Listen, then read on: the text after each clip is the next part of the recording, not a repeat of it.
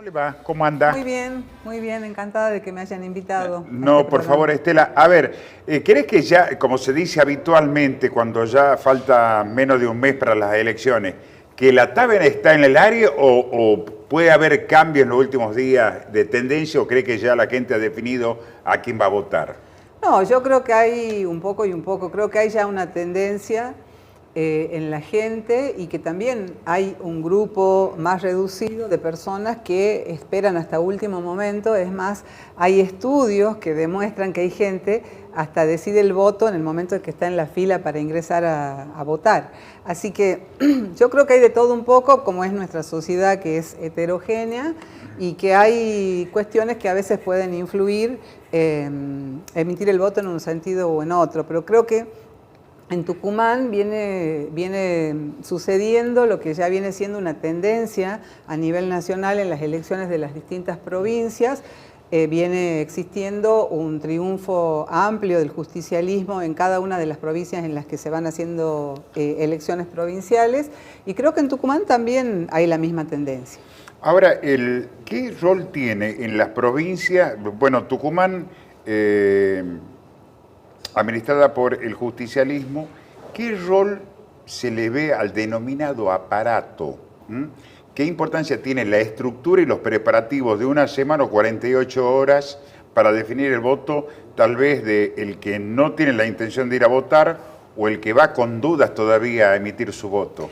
La verdad que eso es una cosa muy difícil de medir, porque en Tucumán aparatos hay muchos, en el oficialismo y en la oposición, porque generalmente se le denomina aparato a aquel que dispone, digamos, de una estructura estatal público, y de un presupuesto público que se supone que genera ventajas, que no que se supone, genera ventajas, digamos, a la hora de competir.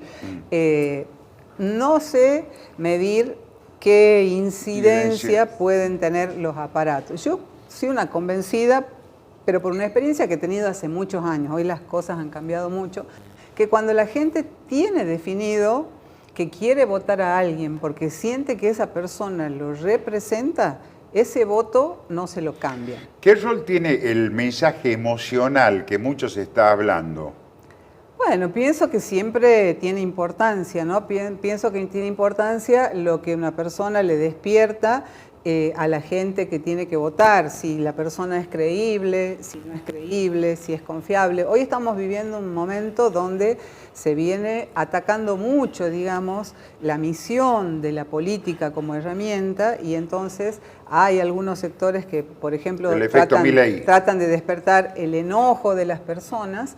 Pienso que estamos viviendo un momento en el que la gente también va a definir mucho por la persona, en algunos casos, no solo teniendo en cuenta el partido, sino también a la persona. Fíjense que en el caso del Frente de Todos somos muchos los acoples, o sea, mi lista no es la lista oficial, es un acople que va encabezado por mí de Proyecto Popular, y como yo van muchos otros compañeros a competir, y pienso que en esos casos la gente va a elegir por la persona. ¿Por sección oeste? Sección oeste, sí. Soy la única mujer que va encabezando lista en la sección oeste, y una de mis demandas es la paridad de género, porque fíjense ustedes que como no tenemos en Tucumán esa igualdad en la representación política, la mayoría de las listas llevan a las mujeres en el tercer lugar. Sí. ¿Qué significa esto? Que si esas listas obtienen 2 legisladores, no va a haber mujeres sentadas en la legislatura representando a la sección oeste. Por eso es que ese es uno de mis grandes desafíos, encabezar esta lista, porque le cuento una cosa, Omar, que me pasa cuando hacemos nuestras reuniones. Cuando yo pregunto, ¿quiénes son las primeras que están cuando hay un problema en la casa? Las mujeres. ¿Quiénes son las primeras que están cuando hay un problema en la escuela? Las mujeres. ¿Quiénes son las primeras que salen a protestar si nos cortan el agua o si tenemos un problema con un servicio?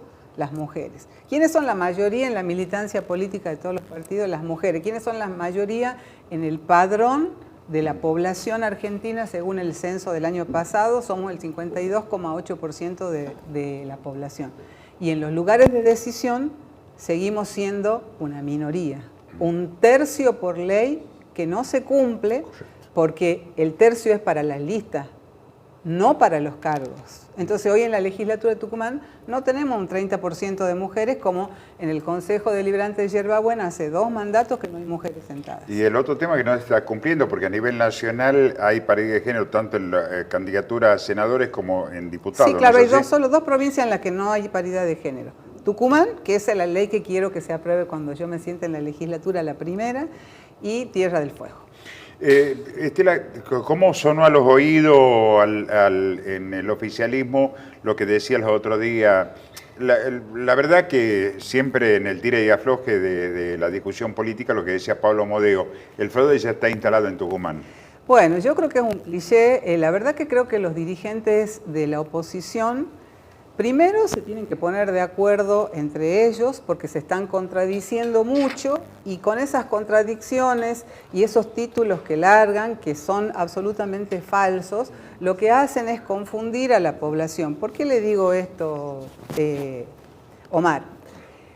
La diputada dice que plantea el tema de la fecha de las elecciones, que no se pueden hacer las elecciones antes de agosto porque eso es lo que marca la Constitución. Bueno, yo quisiera que ella se informe, antes del año 2019 se decretó la inconstitucionalidad del artículo 100 de la Constitución y por lo tanto, si ustedes recuerdan, se hicieron las elecciones en junio del 2019 y esto fue consentido por el partido que ella representa y por todos sus aliados de la oposición. Por otro lado, ¿por qué digo que los dirigentes de la oposición se contradicen entre ellos? Porque ella hace este planteo, pero por otro lado, Germán Alfaro y Roberto Sánchez, cuando se suspendieron las elecciones del 14 de mayo, inmediatamente presentaron un escrito en la Junta Electoral Provincial pidiendo que se haga el 14 de mayo la elección de todos los otros cargos que no eran gobernador y vice. Con lo cual ahí se aplica la teoría de los actos propios. ¿Qué significa esto? Que uno no puede ir a la justicia a pedir algo que contradice una conducta que uno ya ha tenido. Si Sánchez y queremos que se vote el 14 de mayo todos los cargos que no son gobernador y vice, no pueden decir después queremos que se vuelvan a postergar las elecciones por una razón que ya no existe. Y yo creo, la verdad, creo que la gente ya está cansada de esta discusión. Las elecciones están convocadas para el 11 de junio y van a ser el 11 de junio porque eso es lo que está derecho. Y el escollo que puede haber habido, según la opinión que hay también, digamos, está la biblioteca está dividida, ese escollo ya fue. Entonces, las elecciones van a ser el 11 de junio y lo que tenemos que hablar es qué vamos a hacer por Tucumán y con Tucumán. A mí, ¿sabe qué me gustaría conversar con la diputada Modeo y con cualquier otra dirigente u otro dirigente de la oposición? El tema de la paridad de género, ponernos de acuerdo y decir queremos desde todos los partidos políticos ponernos en igualdad de condiciones que en las otras provincias. ¿Por qué no trabajamos a futuro? Esta es una oportunidad histórica para modificar la Constitución y reemplazar el sistema de los acoples, porque nosotros tenemos que facilitar la vida a la gente y ese es un tema que complica la vida cívica. Entonces, en esos temas que requieren el consenso de todas las fuerzas políticas de Tucumán para poder salir, esos son los temas que a mí me gustaría conversar con los dirigentes de la oposición, aquellas cosas en las que podemos coincidir. Sí hago una pequeña salvedad.